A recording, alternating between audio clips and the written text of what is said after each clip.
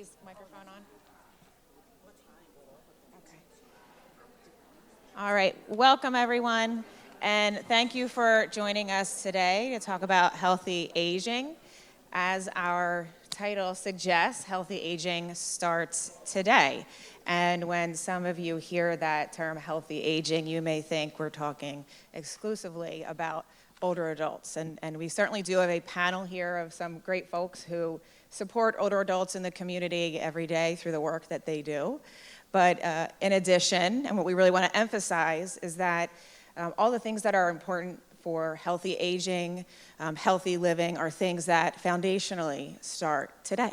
No matter where you're at in life, it's never too late, it's never too soon. And so you're thinking about how do we support our mental health, our physical health, the social health needs. How do we form habits, make relationships, build connections to resources and people in the community. And so that's what we want to talk about today. I am one of your moderators. There's two of us, and my name is Lauren Farrell. I'm the Director of Integrated Health at Magellan. And Kelsey, you want to go ahead and introduce? My name is Kelsey Crane. I'm a community health worker for Magellan and Lehigh and Northampton counties. I work with the DUOS program that exclusively helps older adults in our community. And I've been in this role for a little over a year now.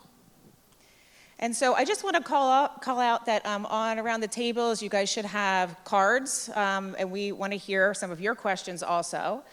So feel free to put any questions that you may have on those cards. You can raise your hand.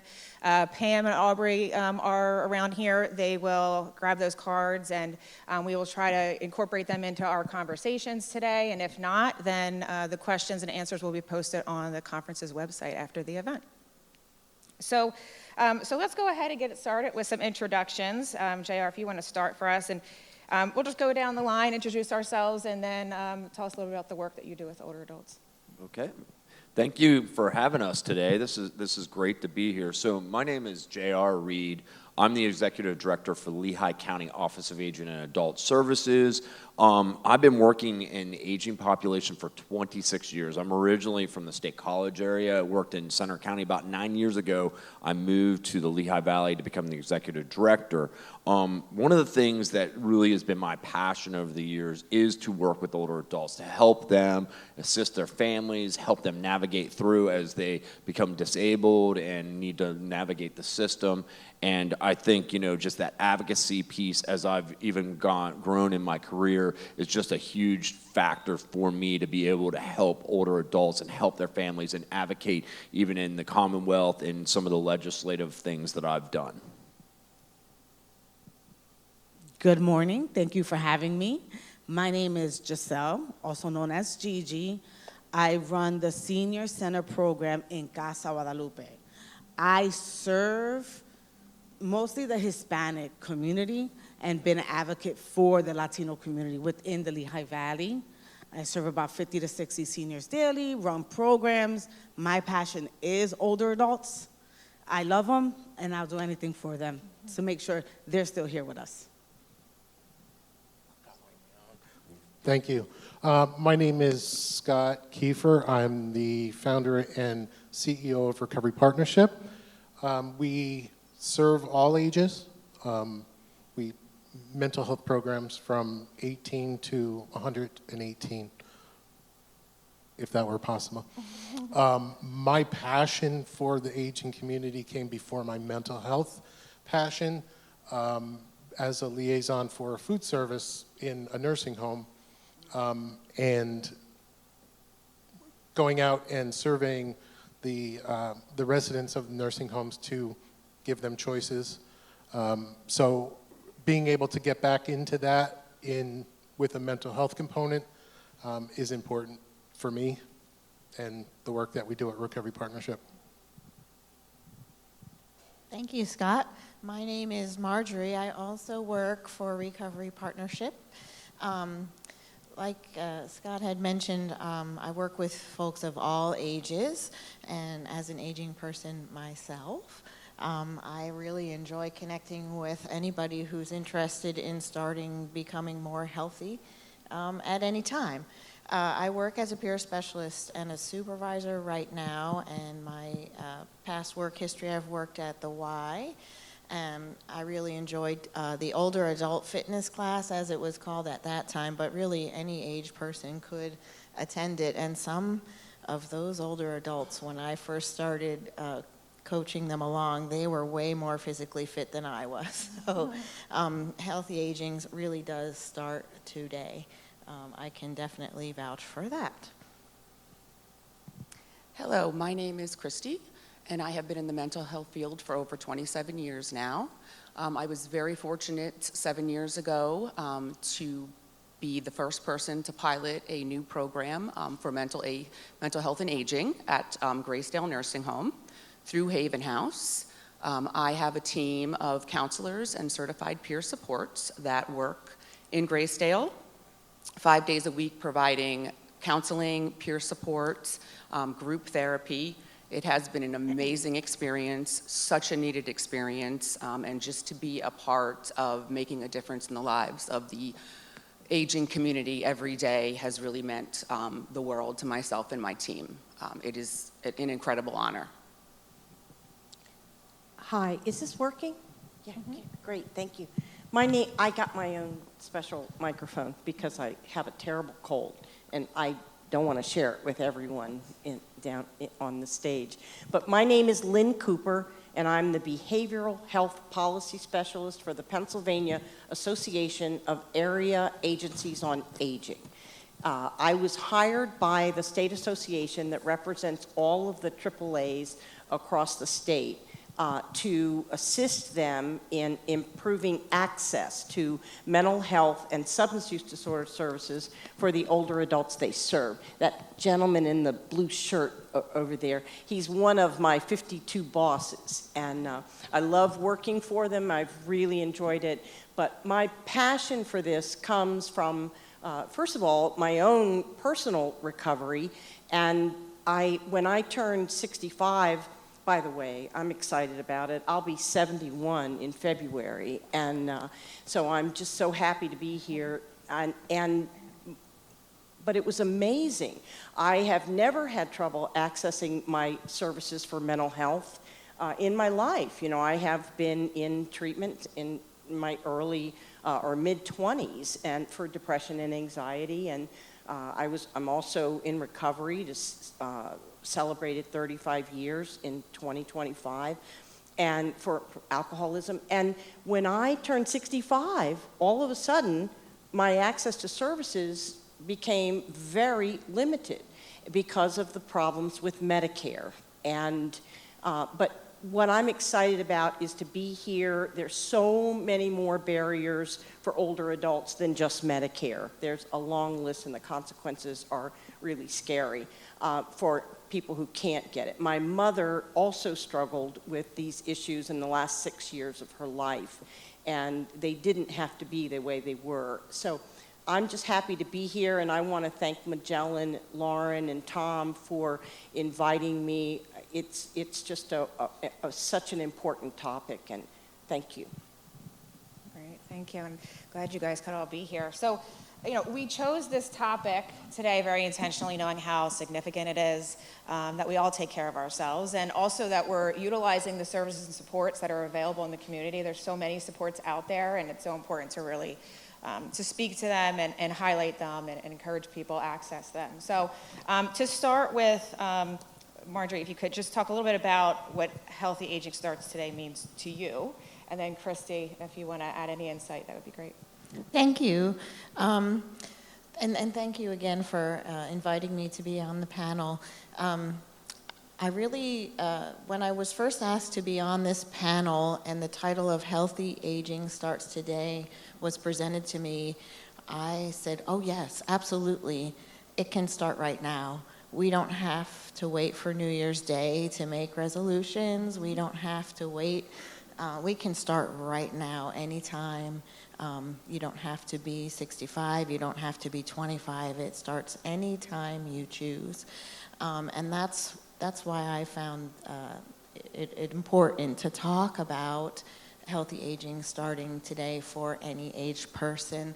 I know that for myself, taking care of my health, I can see that it's going to have a dramatic effect as I do age. I've been working on healthy aging my whole life, I guess, right? As many of us are. Working towards being healthy, making those daily changes, knowing that it doesn't matter what happened yesterday or what's going to happen tomorrow, I can do something today to maybe make a difference in my life moving forward, and then bringing that into my work. I can share that with other folks that I meet, no matter what age they are, that you can still do something today to maybe make tomorrow more hopeful and have a healthier tomorrow. And just to piggyback off of Marjorie, I definitely agree with everything that you just said. And again, I'm very grateful to be on this panel. My experience with the older adult population has solely been at Graysdale.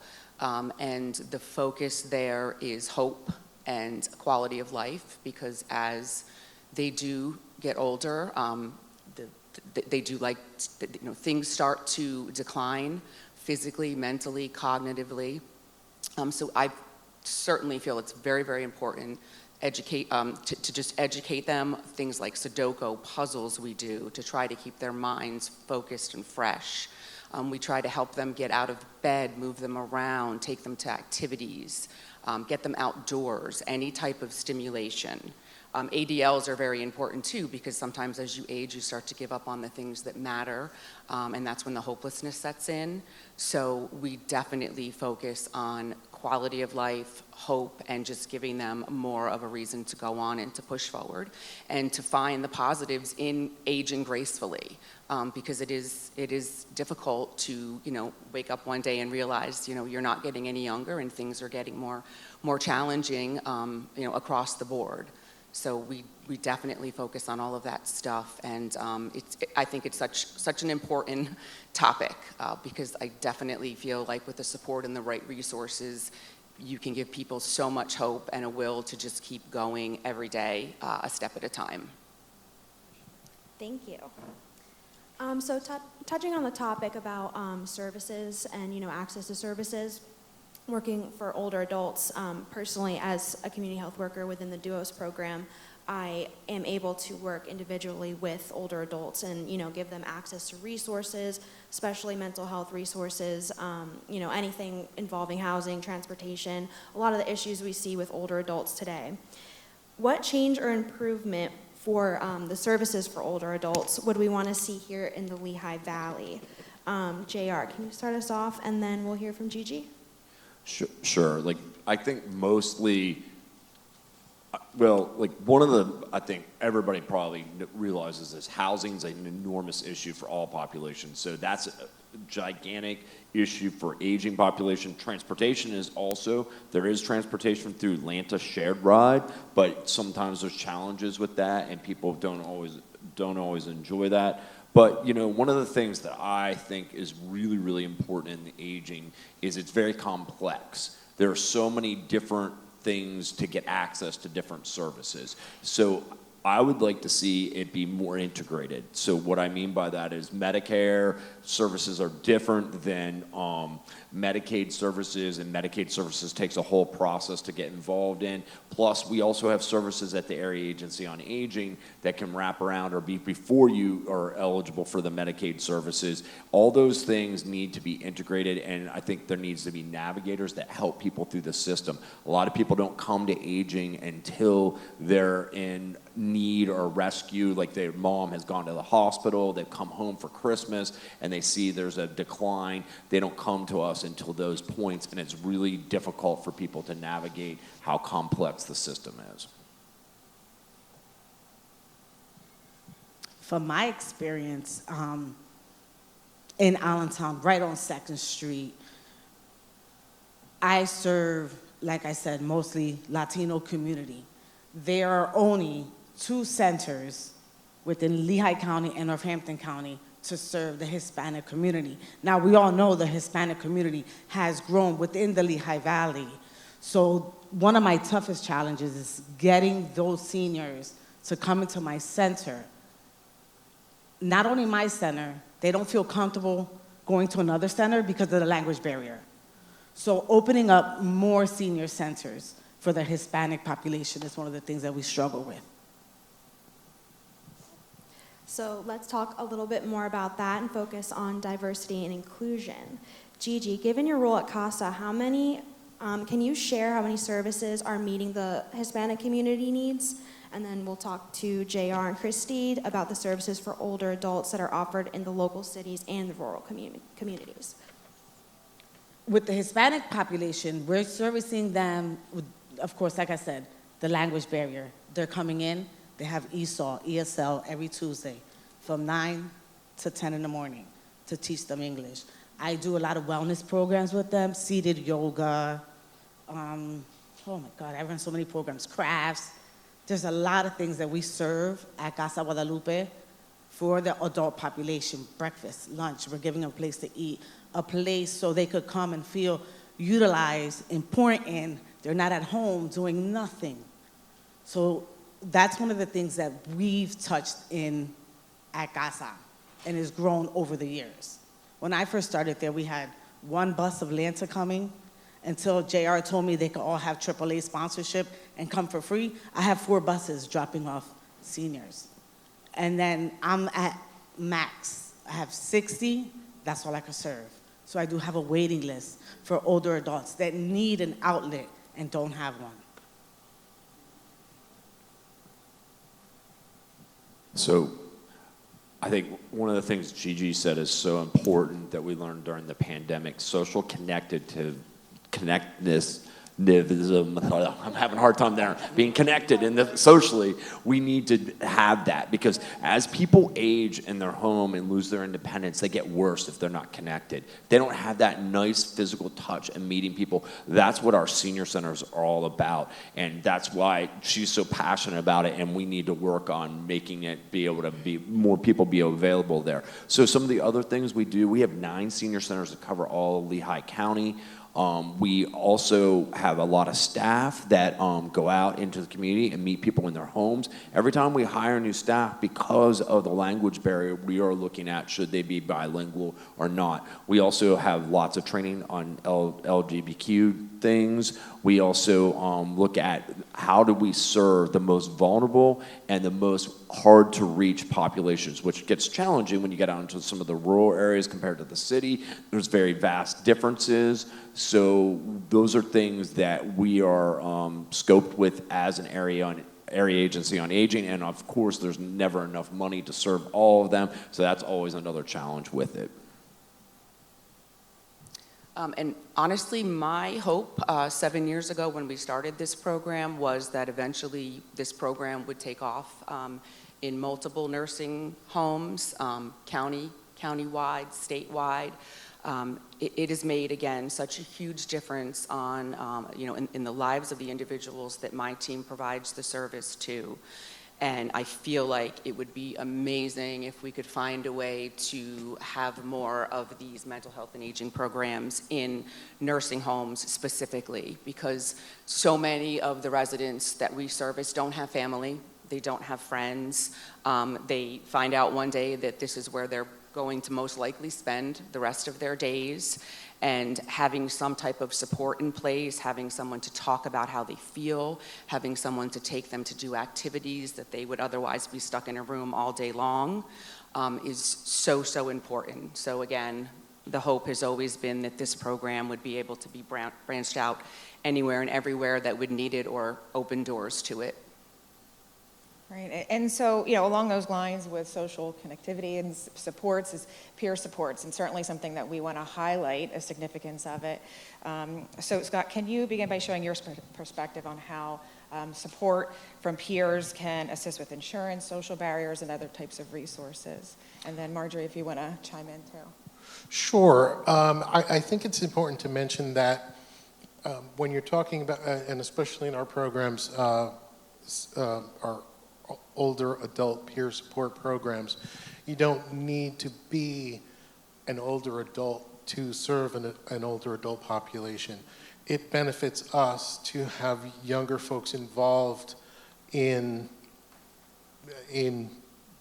being supports to older adults, it just adds to the connectivity.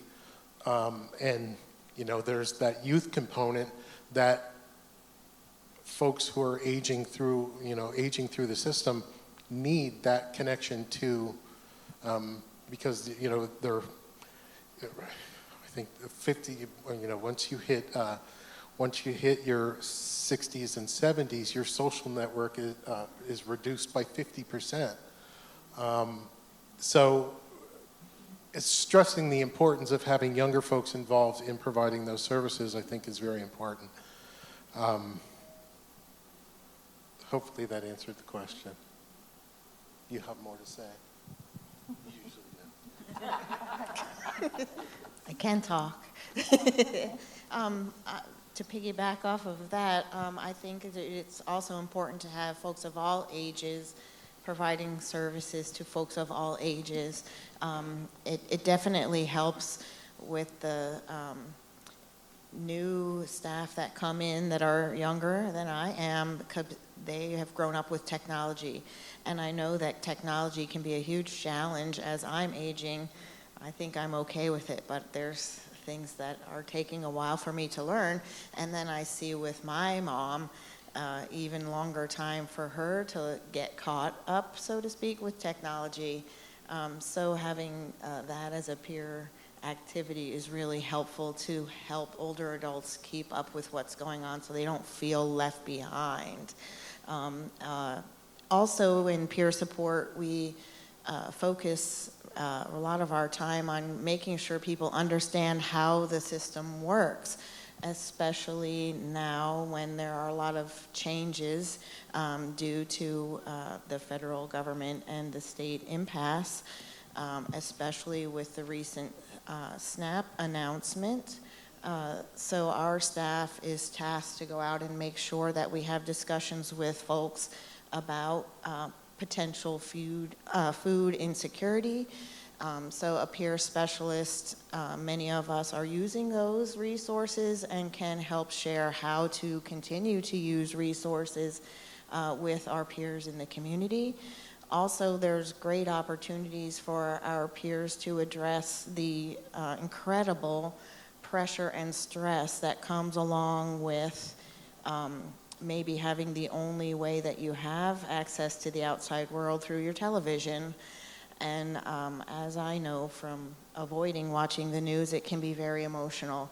And so having a peer specialist to help people manage that stress, use their support system to obtain factual knowledge so that they can be equipped to take action should they need to. And our peer specialists can develop those action plans, be there along together to help people show up at demonstrations, help people gather together at our drop-in centers, gather together at CASA, and talk about things that are important and know that we are together, we're not alone, and that our voices can be heard. Great, and along the lines of some of the senior centers and wellness programs we know have changed over the years. Gigi, could you talk a little bit about what you've seen at CASA? And then also Christy, from what you see at Graysdale, and then Lynn, some of your lived experience. So what I've seen, I've been at CASA now 4 years. I have seen an increase in seniors wanting to come out, wanting to find resources, wanting to have a place to socialize and connect. So like I was saying earlier, I only had, when I first started there, I was serving about 25 maybe daily. Now I'm serving 60, and I have a waiting list. So that's the biggest changes I've seen so far. At least they're coming out, and they're looking, but they just don't know where.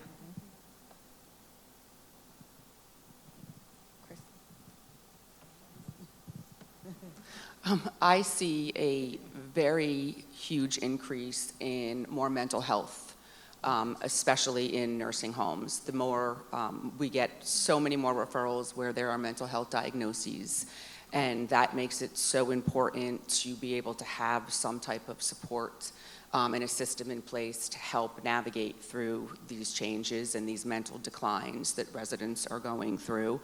My population also has a very large number of dementia and Alzheimer's.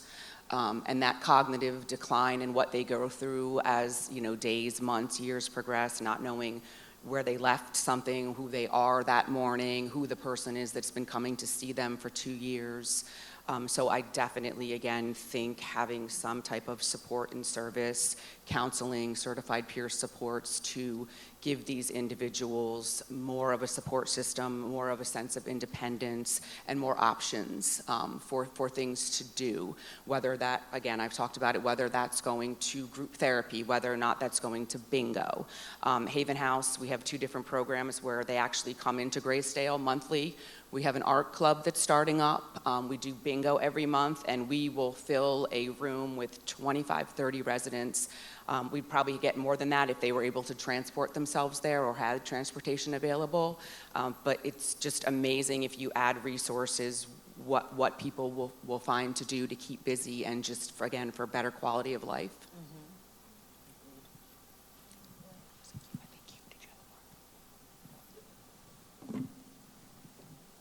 Well, I'm sorry. I didn't realize I was, I'm sure it was on the paper, and it was clear as day. But I'm sorry. I just have to say that the whole time that we've been up here and talking, one of the biggest problems that we've seen is ageism. There's just this perception that, and just a very quick story. I mean, I had surgery not long ago, and I was in the hospital just for a couple days, but my surgeon came in my room and, does the usual rounds, goes next door, and in the hospital you can hear everything. You can't, there's not much privacy. And the woman next to me was saying to my surgeon, but I'm in so much pain. And my surgeon said to her, well, of course you're in pain, you're 85 years old. Then she said, and I'm so depressed. And of course you know what's coming.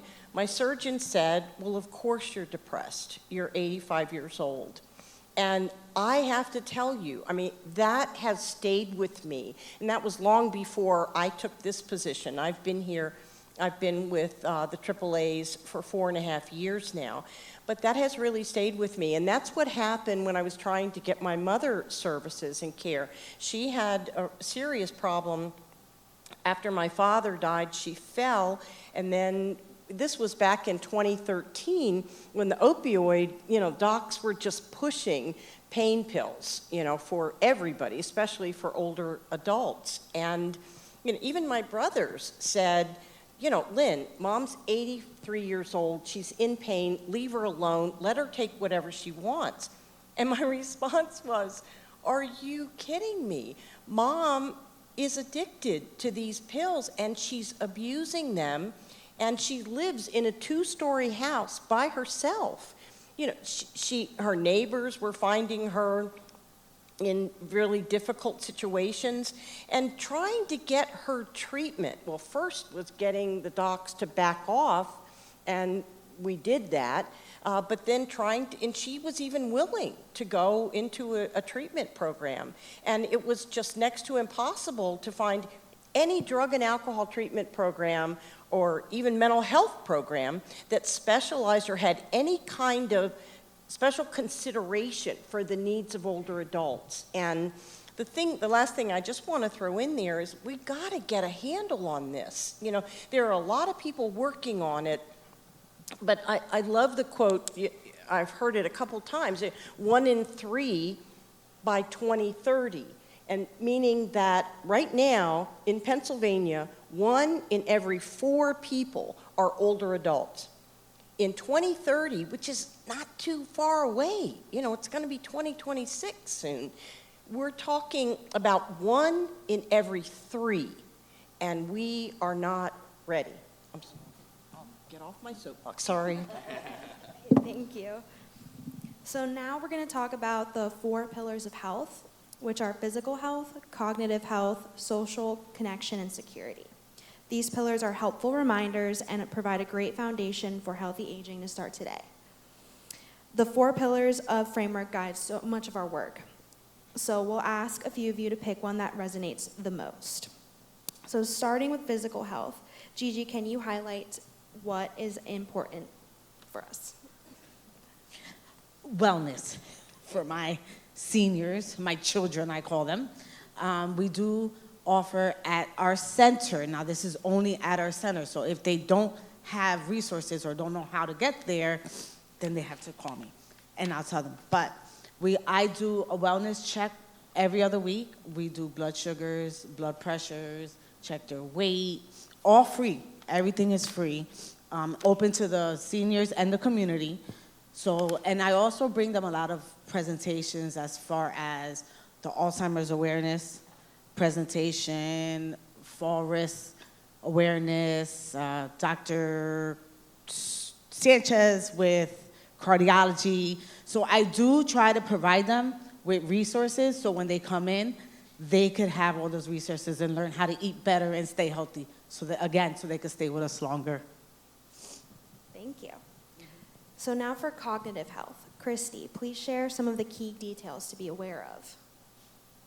Again, as I mentioned, where I am, the population over time, the cognitive decline is, it's hard, it's challenging. So again, I think it's very important to keep their mind active, stimulated. Again, trying to take them to activities, trying to get them to engage in anything, whether it's, again, doing puzzles, doing board games, going on the computer and looking things up, music, any type of stimulation. We tried to do that twice a week with every resident that we see at minimal, again, just to keep that cognitive level up. And again, we've noticed it in the 7 years that we've been there. You unfortunately just watch the decline of these individuals beyond their control. So anything that you can do to help stimulate that mind, that thought process is just amazing, and it certainly helps. Thank you. So since we're talking about, social services and isolation being a big part of healthy aging, Lynn, could you please talk about the importance of being social for the human brain and for older adults in general? Wow.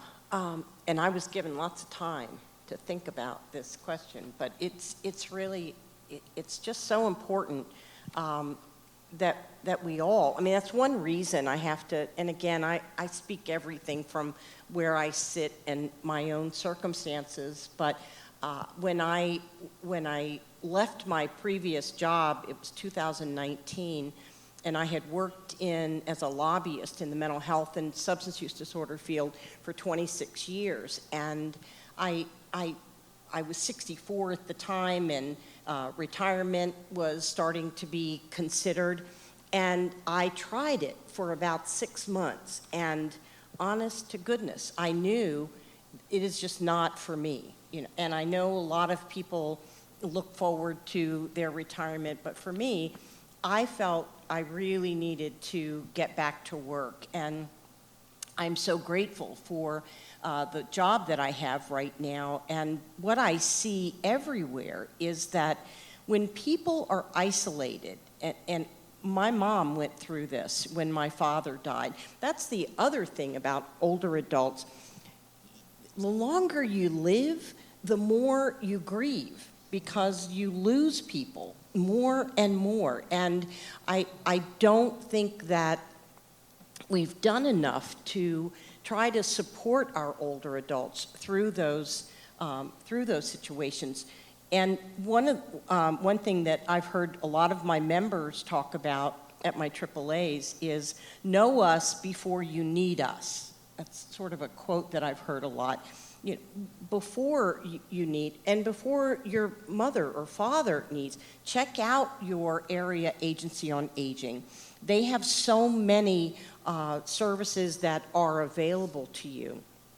But the other thing is reaching out when you need help. The older generation, my mom's generation, now my mom was comfortable with getting the help she needed. What she wasn't comfortable with was the iPad that I got her so that she could do telehealth. And we were talking, Gigi and I were talking about it earlier, you know, I tried to train her every single time I was with her, and every single time I went back, all she ever did was play solitaire on it. That was it. But she loved it, so it wasn't a complete waste, but it wasn't the intent.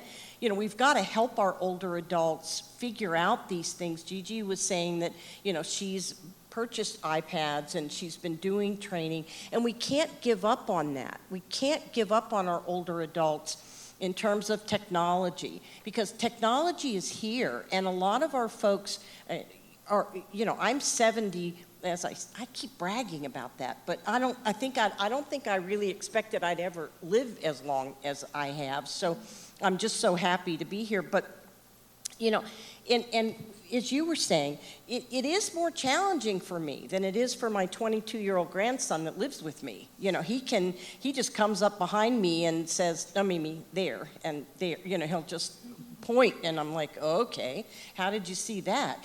But we can't give up on our older adults. We've got to help them do as much as they can and link them with the resources that are available. Thank you. And finally, it is important to have security in our lives. JR, please talk about the key considerations for security as an older adult, keeping in mind its importance at all stages of our lives. This is a great topic. So, area agencies on aging, we serve people 60 and over. That's a federal act, just to let everybody know, Older Americans Act that defined that in 1965, just so you're aware of that. But in Pennsylvania, AAAs do what's called protective services for those 60 and older for abuse, neglect, exploitation, and abandonment. So for years and years and years, since the late 1980s when this law was written, the most substantiated and type of report that came to us was self-neglect. Now, in the last 2 to 3 years, it is financial exploitation, because scams have gotten so bad. And I know that for everybody, but our older adults, just like we were talking about with technology, my wife isn't even an older adult, and my daughters have to help her all the time with this stuff. So I totally get that, and that's a real huge problem for our older adults. And here's the thing is, a lot of this money gets stolen, and it goes overseas, and you never see it again. And to get it back is very difficult. Now, we in Lehigh County have a really good elder abuse task force, which we work with the DA's office to try to get funds back when this happens, but it doesn't happen very much. So the best thing to do is prevention to stop people from doing that. So anytime anybody gets an email, a text, a phone call, because of all this AI stuff, I always say verify with a secondary source. So if I get an email saying my bank did such and such to me, I'm going to go to Google and look my bank number up and call them directly and ask them to verify, is this correct or accurate, because there's so much of this going on, and once the money's gone, it's gone. And so another thing that we've done, that actually we had a press release last week, it's a pilot project all across Pennsylvania, and we are one of the first ones in Lehigh County, is this thing called C-Screen. So our older adults, when they need help in their home, meaning bathing, dressing, and stuff like that, they're vulnerable, they're losing their independence, and bringing an outsider into their home is very scary to them. So there's always been background checks, a state background check, but we've brought in a process where this screening system looks at all our providers to make sure they're doing due diligence on screening people nationally and other places, so that we're making sure that our older adults are the safest, and that we can explain that when they're getting somebody coming into their home being in a very vulnerable situation. Great, and we do have an audience question, which I'll jump to now. So I'll open it up to anyone, and just a reminder, please feel free to send up questions to us. So the question is, aging can seem very scary. What is the most joyful part of aging that older adults can look forward to or think of when they are not feeling hopeful for the future? I see, Lynn, you want to go start us off? Since Sure. I'm the one bragging about As you being should. an older adult, you know, I probably should. Well, I got to tell you, I mean, first of all, I love it. I really do. There's a certain sense of freedom, and you know, I've been so fortunate in my life. You know, this is my third career, and I've loved every single one of my careers in my life. And being older, there's just some pressure, is relieved. You don't have the concerns about, raising kids, and my grandkids are even 22 now. And as I said to you, my grandson moved in with me about 2 years ago because of some family issues and things. So I'm seeing a little bit of that now. It's like, okay, he's a grown man, but he's not, And anyway, but I feel now in my life, I feel more free to say what I feel. And when sometimes you hear older adults, and I used to say things like this, totally ageist. Can you believe that old lady just said that? And now they're saying that about me. But there is a sense of freedom, and I will say, and as much as I bang on Medicare for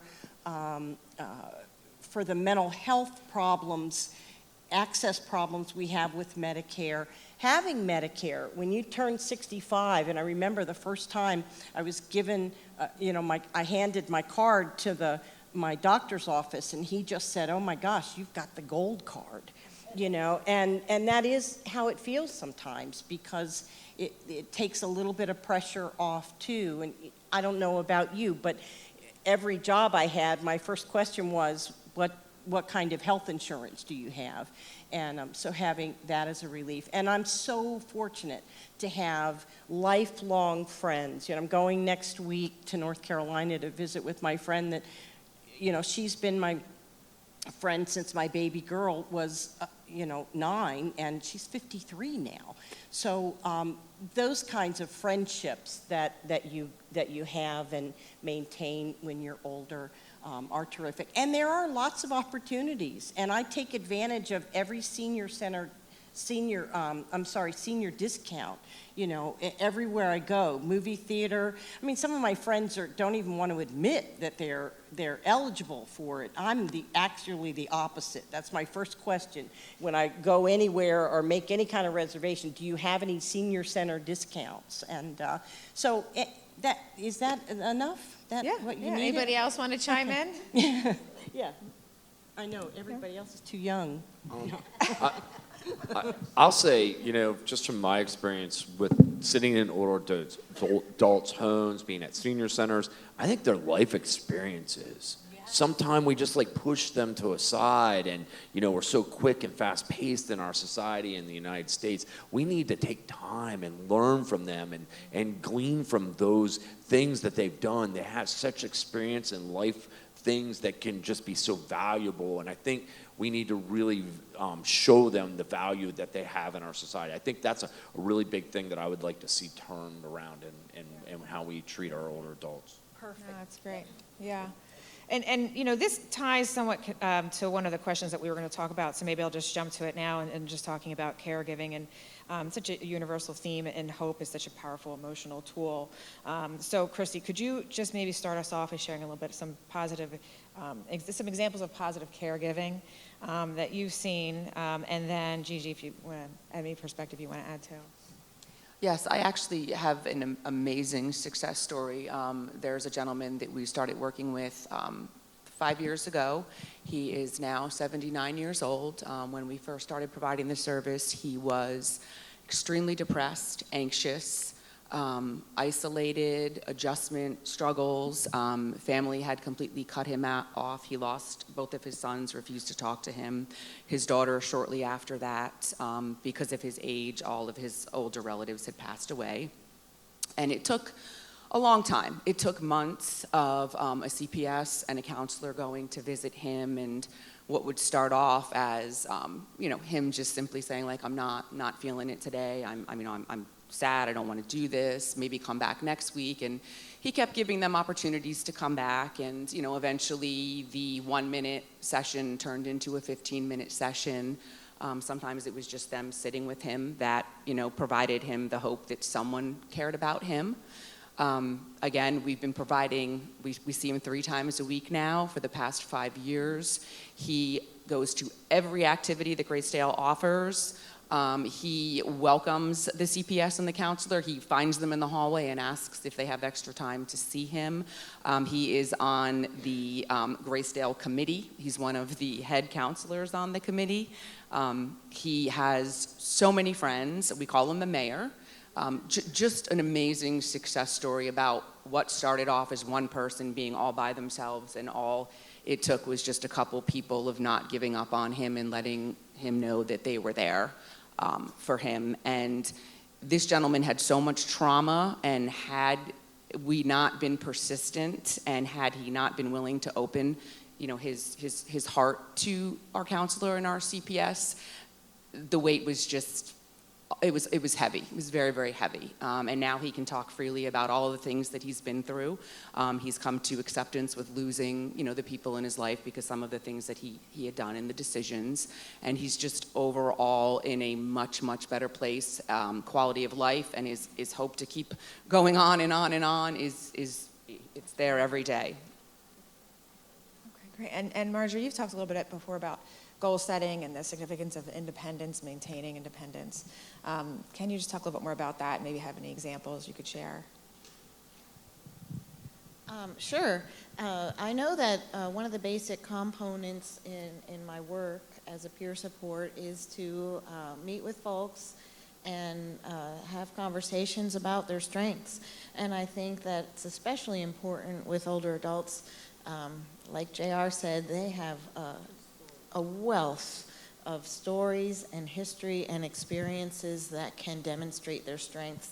And if we take the time to ask and then listen, it's really helpful to hear what a person has been able to do in their lives. I got the opportunity to promote that when my own father was in a nursing home dealing with Parkinson's dementia.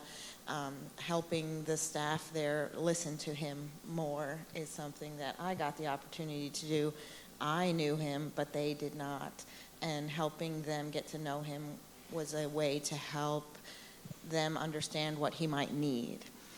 So listening to strengths leads to finding out what the person's hopes and desires are. I'm finding as I'm aging that I'm having more and more hopes and desires as opposed to the opposite of giving up. So the joy that you were sharing, Lynn, about aging gracefully and healthy is that we do tend to shed some of those inhibitions and start to think more about hopes and desires. And I think that the time moving also helps us say, hey, I need to do something. So setting small goals is really helpful. I know having long-term goals is helpful, but having short-term goals gives us a sense of accomplishment to reinforce our strengths and also bring more joy to our lives.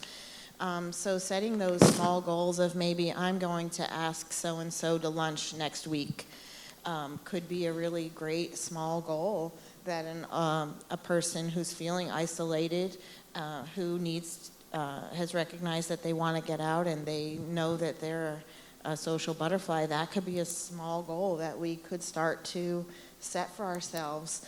And having it time limited helps it become accomplished. And then it fulfills our desire to socially connect, which is really for me, the most important thing about aging. I'm finding the social connection is even more vital than any of the other connections. Thank you. So we talked a little bit about this, but ageism and dignity in aging are deeply connected. JR, can you begin by sharing how you define dignity in aging and talk about how we can confront ageism? And then Scott, if you have anything to add. So ageism is very near and dear to my heart. This is a really passionate subject for me. So when I look at dignity, I look at a person's independence and keeping and maintaining as much as we possibly can, and also incorporating the right to self-determination. Are they able to make the choices that they possibly can? And that can vary from older adult to older adult. So I think that's really important that we look at dignity in that respect. So I'm gonna start out with a little story that I had as a protective service worker, not in the valley. It was back in another part of the state where I was at, so that can't be linked to the hospitals here, just so you know. But one day I was called out to the hospital because an older adult was on Route 80 and almost ran a flag person over and was very, very confused. So the police were involved, and they're like, what should we do? I'm like, take them to the hospital. Nobody knows them. They were trying to gather their belongings and find out what was going on. So I went into the hospital as a protective service worker. This lady could not describe anything, couldn't tell you her name, couldn't tell you anything about her at all. And so I told the nurse, I'm like, I'm from protective services. We don't know who this lady is. She's very confused. What happened is all I know. We are trying I have some staff back at the office that are helping me, trying to call and find who her family is and get a hold of them. So then a doctor comes in and looks at me and acts like I'm her family member and says, she's just got dementia. We really can't do anything for her today. Just, be careful with her and try to shoo her off out the door without doing any testing or anything at all. And I said, wait a second. I told the nurse, I'm from protective services.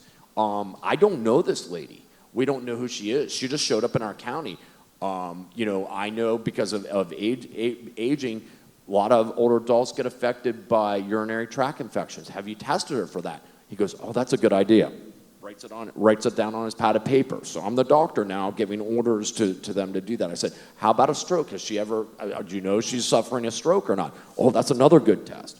Writes that down on her thing. And that's the experience that this lady had. And I'm a professional, and I'm advocating and pushing for her to be treated like a normal human being, no matter what her age is. That was my experience. And can you imagine if you're a family member and you don't know anything about this, and this is kind of the experience that you have? That's unacceptable. I'm sorry. That is completely unacceptable. And we're all aging. We all need to reframe this. We need to push our healthcare systems. We need to push our doctors' offices. We need to push our communities that we are treating our older adults fairly, the right way, and not just pushing them off. Lynn talked about this earlier, and I'm gonna say one thing that I would like to see happen before I retire is our hospital systems to treat them much better. Maybe have an ER that would treat older adults and consider some of the considerations when they come in. But this is just a huge passion I could go on and on with, but so I'll stop there. Could I add just one thing? One of the main projects that I've been working on in the last 4.5 years is trying to help exactly what JR just described, help people understand just because the person is 80 years old and has problems, it doesn't necessarily mean it's dementia. And it is amazing to me how many mental health programs that and these are my friends, I worked for them and with them for 26 years, and I've called them and their response is, well, we don't really do aging because there's dementia. Well, first of all, dementia is a very low percentage. I mean, I'm sure you know lots of older adults that aren't affected by dementia or Alzheimer's, and they are serious problems when they do occur, but it's not always the case. And in some situations, we've actually had programs go out in a crisis situation and just assume that it was dementia and not do a mental health assessment. And I want to say we've made huge strides in the last 4.5 years. We've been working with the Office of Mental Health and Substance Abuse Services and all of the various stakeholders involved, and there's been a big improvement in getting people to stop. And I used to hear our kids person, we had several different divisions in my last career, and one of them was a kids, and she would always beat on the table and say, kids are people too, and now here I am. I was just at a meeting last week, and I was like, older adults are people too, here I am saying the same thing, and you can't make those assumptions. It's not fair. And the one thing I would say too, I confront it everywhere I go when someone I feel like they're ignoring. Well, real quick, I'll tell you this real quick story. And then I'll promise I'll be quiet. Okay, I went to the doctor's office on Monday morning because I had this terrible, what's today? Anyway, I had this terrible cold, and I went into the doctor's office and I said, look, I'm 71 years old. I know my body. I know what's happening. When I get a cold, it goes into I need an inhaler. I need oh my gosh. Thank you. Oh, I love you. Prednisone, and I need an antibiotic. And do you know what he said? Okay. He did listen to my chest and my heart, and that's what we need to do. We just need to stand up for ourselves and stand up for our older adults that are around us. Great, thank you. And I've gotten the cue, we've run out of time. So I thank you guys for being here. I thank you guys for being here, and I thank you for the work that you've done. We're very lucky to have you in the community. So thank you. Thank you.